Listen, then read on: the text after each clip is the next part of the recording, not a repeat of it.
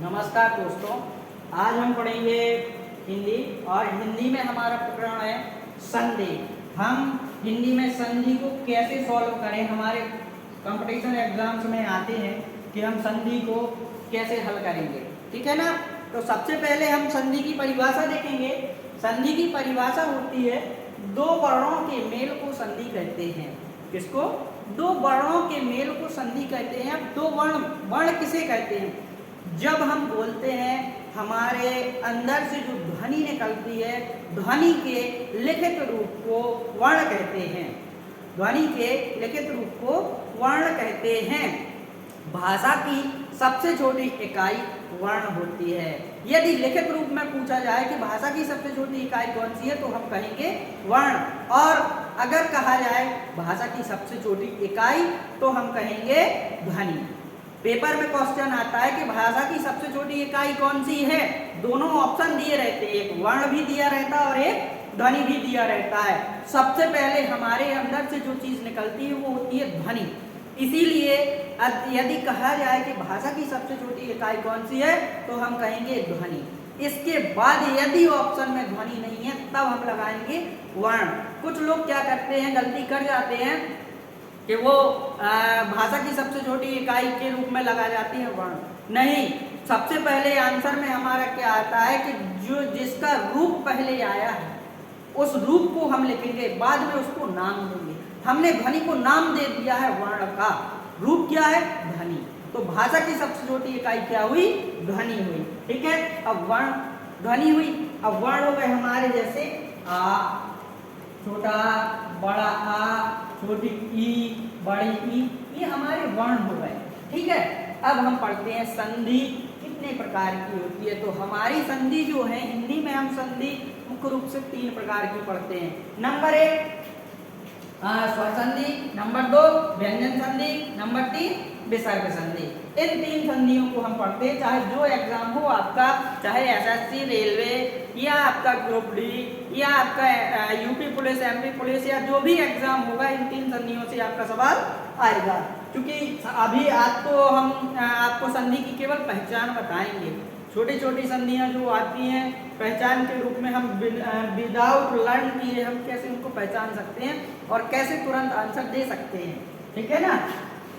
अब हम पढ़ेंगे स्वर संधि। स्वर संधि के भेद, स्वर संधि कितने प्रकार की होती है, स्वर संधि में कौन कौन सी संधि उसके अंतर्गत आती है। तो मुख्य रूप से हम स्वर संधि के अंतर्गत 5 प्रकार की संधियां पढ़ते हैं। नंबर 1 दीर्घ संधि, नंबर 2 गुण संधि, नंबर 3 वृद्धि संधि, नंबर 4 यण संधि, नंबर 5 अयादि संधि, है ना। इन संधियों को हम सबसे पहले पहचानना सीखेंगे कि हम कैसे पहचाने। बिना लर्न किए 1 सेकंड में आप संधि को देख करके ही पहचान जाएंगे, ठीक है। अब देखिए, ये हमने एक छोटी सी 4 लाइनें लिखी हैं जिनके माध्यम से हम संधि को पहचानना सीखेंगे कि संधि को कैसे पहचाने। देखिए लिखा हुआ है एक मात्र सो गुण कहे।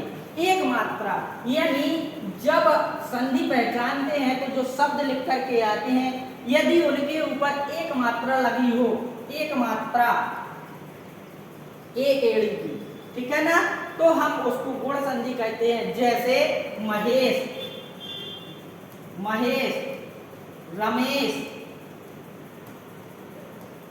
गणेश। तो देखिए इन सभी शब्दों के ऊपर एक एक मात्रा लगी हुई है। महेश के ऊपर एक ही मात्रा है, रमेश के ऊपर एक मात्रा है और गणेश के ऊपर मात्रा है। तो इनको हम क्या कहेंगे?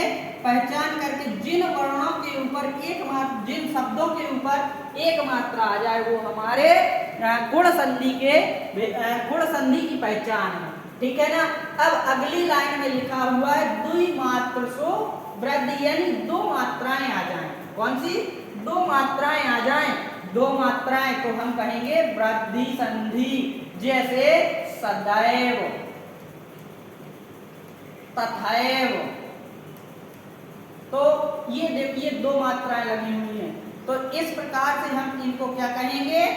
द्विमात्र सो वृद्धि, वृद्धि संधि। ये वृद्धि संधि की पहचान है। जहां पे 2 मात्राएं आ जाए वो हमारी वृद्धि संधि की पहचान है। अब अगली लाइन में क्या लिखा हुआ है? कोई दीर्घ स्वर बीच में, यानी दीर्घ स्वर आ जाए। दीर्घ सबसे पहले तो हमें पता होना चाहिए दीर्घ स्वर हमारे कौन कौन से हैं, है ना। तो दीर्घ स्वर माने बड़ा आ, बड़ी ई, बड़ा ऊ, ये वर्ण आ जाए तो हमारी दीर्घ संधि होगी। अब कैसे, कोई दीर्घ स्वर बीच में दीर्घ स्वर आ जाए, जैसे विद्यालय, विद्यालय, ठीक है, विद्यार्थी, देखिए बड़ा आ, बड़ा आ, नदीस, नदी धन ईसह, नदीसह, ठीक है, बड़ी ई आई है तो ये हमारा वृद्धि संधि है। बधूर्मी, बधूर्मी, बड़ा ऊ आया है, ये हमारी वृद्धि संधि की पहचान, सॉरी दीर्घ संधि की पहचान है, इसकी दीर्घ संधि की पहचान है। कोई दीर्घ स्वर बीच में, तो दीर्घ जानिए संधि यानी जब शब्दों के बीच में दीर्घ स्वर आ जाए, ठीक है ना, बड़ा आ, बड़ी ई, बड़ा ऊ, ये आदि दीर्घ स्वर आ जाए तो हमारी वहां पे कौन सी संधि होगी, दीर्घ संधि होगी। जैसे विद्यालय, विद्यार्थी, सॉरी विद्यार्थी, नदीस, बधूर्मी, तो ये हमारे दीर्घ संधि के उदाहरण है। या और वा के पूर्व में, इनके या और वा के पूर्व में अर्ध अक्षर आ जाए, है ना, या और वा के पूर्व में अर्ध अक्षर आ जाए, यद्यपि स्वागत है सदा यण के भेद बताए। कौन सी संधि, यण संधि, यण संधि के भेद, यद्यपि और स्वागत, ये यण संधि के भेद बतलाते हैं, माने यण संधि को प्रदर्शित करते हैं। कैसे, या और वा के, देखिए यहाँ पे या लिखा हुआ है और या के पहले दा लिखा हुआ है, दा में हलंत लगा हुआ है, माने यदि किसी भी वर्ण में हलंत लग जाए तो वो वर्ण आधा हो जाता है ना। देखिए यहाँ पे वा, स्वागत, वागत, अब वा के पूर्व में आधा सा आ गया है तो ये किसका भेद, किसकी पहचान करवाता है, यण संधि की पहचान करवाता है। किस संधि की पहचान करवाता है, यण संधि की पहचान करवाता है। अगली लाइन में लिखा हुआ है एच बने आए आव जब, कौन सा, एच, एच, अब आप कहेंगे एच क्या कहलाता है, तो एच जो है अभी हमको बहुत कुछ पढ़ना पड़ेगा। माहेश्वर सूत्र, माहेश्वर सूत्र 14 होते हैं, पढ़नी जी ने बतलाया है। जब हम माहेश्वर सूत्र पढ़ लेंगे तब माहेश्वर सूत्र के अंतर्गत आते हैं प्रत्याहार बनाना, ठीक है। प्रत्याहार 42 प्रत्याहार होते हैं, 42 प्रत्याहार में किसी प्रत्याहार में 3 वर्ण है, किसी में 5 वर्ण है, किसी में 2 वर्ण है, किसी में 7 वर्ण है, ऐसे प्रत्याहार बनेंगे। तो एच जो है हमारा प्रत्याहार है। एच बने आय, आय, अब, आव, जब पावक नयन बताए, माने आय, आय, अब और आव, ये शब्द हमको मिले, ये पहचान हमको मिले तो वो हमारी अयादी संधि कहलाएगी। जैसे देखिए पावक, अब पावक, देखिए पा से निकला बड़ा आ और वा, तो क्या बना, आव, ठीक है।